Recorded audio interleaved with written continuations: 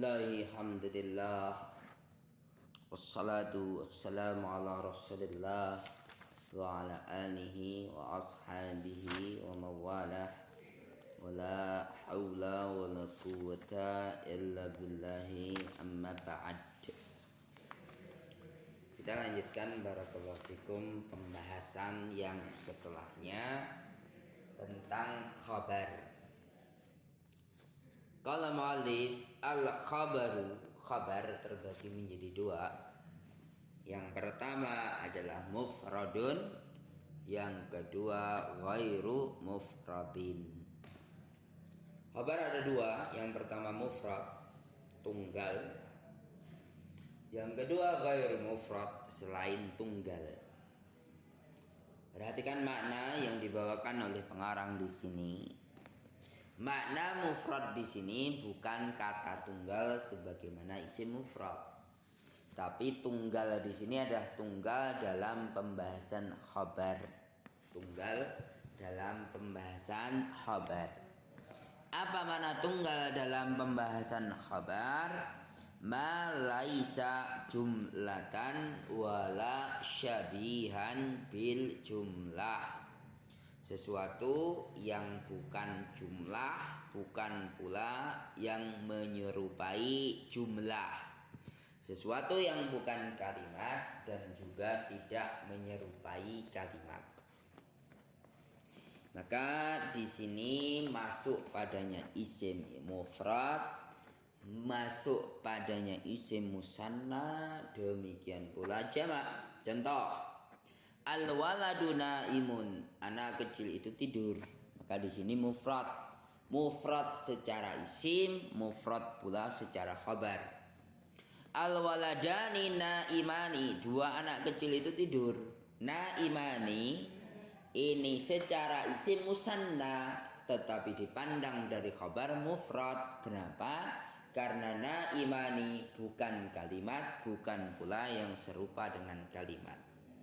Al-auladu naimuna, anak-anak itu tidur. Naimuna jamak taksir, jamak mudzakkar salim secara pembahasan isim, namun dalam pembahasan khabar dia tetap dikatakan sebagai mufrad. Kenapa? Karena bukan kalimat, bukan pula serupa dengan kalimat. Contoh yang kedua, ghairu mufradin, yang bukan tunggal dalam pembahasan khabar. Apa itu? Makana jumlatan au syabihan bil jumlah, sesuatu yang merupakan kalimat atau serupa dengan kalimat. Kalimat sebagaimana kita ketahui ada dua, jumlatun ismiyatun dan jumlatun fi'liyatun.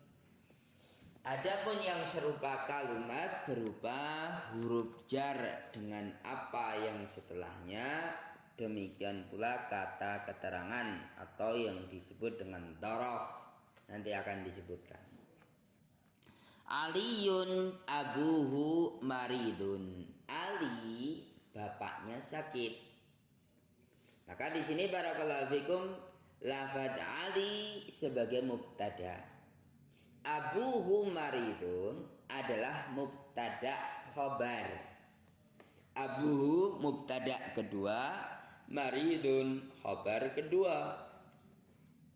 Maka lafadz abuhu maridun yang berupa mubtada dan khabar, yakni jumlah ismiyah, sebagai khabar bagi Ali.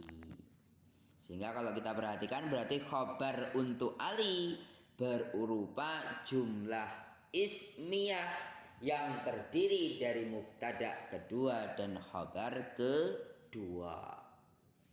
Saya ulangi, Ali mubtada, kita belum tahu mana khabarnya. Abuhu maridun jumlah mubtada khabar. Tayyib. Nah, abuhu maridun ini sebagai khabar untuk mubtada Ali, mubtada yang pertama. Kalau begitu kita katakan bahwa khabar dari Ali berupa jumlah ismiyah mubtada khabar yang terdiri dari abuhu maridun. Kalau begitu jumlah mubtada khabar sebagai khabar. Inilah yang disebut khabar ghairu mufrad. Al ustadu fil baiti, ustad itu berada di dalam rumah. Tayyib, maka lafadz fil baiti itu adalah jar wal majrur, huruf jar dengan kata yang setelahnya. Maka jar majrur sebagai khabar disebut khabar ghairu mufradin. Yang terakhir as-saburatu amamal auladi. Papan tulis itu di depan anak-anak. Maka lafaz amamal auladi berupa kata keterangan amamal auladi sebagai khabar yang disebut dengan khabar ghairu mufrad. Keterangan lebih lanjut pada halaman yang setelahnya. Qala muallif ma laisa mufradan atau ghairu mufrad ada 4. Yang pertama, jumlatun ismiyatun berupa mubtada dan khabar. Contoh, Aliyun abuhu ghaniyun. Ali mubtada 1, abuhu mubtada 2, ghaniyun khabar 2. Taib, abuhu ghaniyun mubtada 2 dan khabar 2 sebagai khabar bagi Ali disebut khabar ghairu mufrad. Ahmadu maluhu katsirun. Ahmad hartanya banyak. Ahmad mubtada 1, maluhu mubtada 2, katsirun khabar 2. Mubtada 2 dan khabar 2 sebagai khabar dari Ahmad berupa jumlah ismiyah disebut khabar ghairu mufrad. Taib, as-saburatu launuha aswadu. Papan tulis itu warnanya hitam. As-saburatu mubtada pertama, launuha mubtada kedua, aswadu khabar kedua.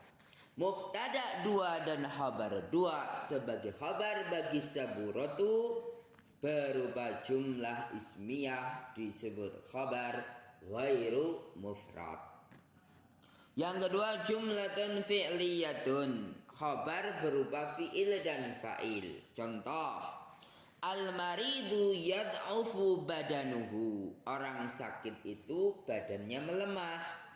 Al-maridu mubtada, yad'ufu fi'il, badanuhu fa'il. Fi'il dan fa'il jumlah ismiyah sebagai khabar bagi al-marid, maka disebut khabar ghairu mufrad. Aliyun yaktubu ala saburati. Aliyun mubtada, yaktubu fi'il, terdapat padanya fa'il huwa dhamir mustatir. Fi'il dan fa'il sebagai khabar bagi Ali berupa jumlah fi'liyah yang disebut khabar ghairu mufrad. Al-ilmu ya'lu qadruhu, orang yang alim atau al-alimu ya'lu qadruhu, orang yang alim itu tinggi kedudukannya. Al-alimu sebagai mubtada, ya'lu fi'il, qadruhu fa'il. Jumlah ya'lu qadruhu fi'il dan fa'il sebagai khabar bagi al-alimu berupa jumlah fi'liyah disebut khabar ghairu mufrad. Anta raqatta ala sariri, engkau tidur di atas ranjang. Anta mubtada, raqatta fi'il dan fa'il sebagai khabar ghairu mufrad bagi anta. Bentuk khabar ghairu mufrad yang ketiga adalah al-jar wal majrur. Contoh, alhamdulillahi, alhamdu mubtada, lillahi huruf lam huruf jar, lafaz Allah sebagai isim majrur disebut jar wal majrur sebagai khabar ghairu mufrad bagi alhamdu. Al ustadu fil baiti, al ustadu mubtada, fi huruf jar, al baiti isim majrur, jar majrur sebagai khabar ghairu mufrad bagi al ustad. Abuka fil masjidi, bapakmu di masjid.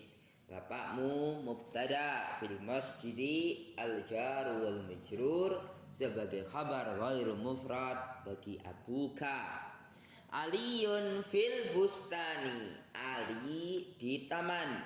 Ali sebagai mubtada, fil bustani al jarru wal majruru, taib susunan jar wal majrur sebagai khabar ghairu mufrad bagi Ali.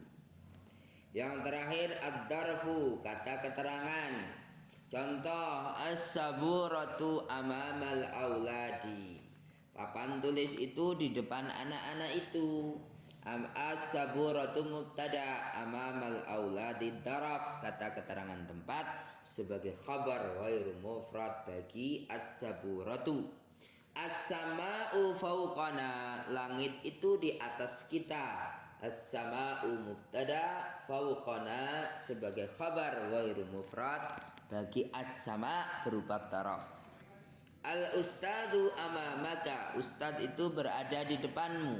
Al-ustadu mubtada, amamaka daraf sebagai khabar ghairu mufrad bagi al-ustadu. Al-kalbu khalfal babi, anjing itu di belakang pintu. Al-khalfa atau al-kalbu sebagai mubtada, khalfal babi kata keterangan atau taraf sebagai khabar ghairu mufrad bagi al-kalbu. Demikian pembahasan kita ya ikhwan, mudah-mudahan bisa dipahami dengan baik.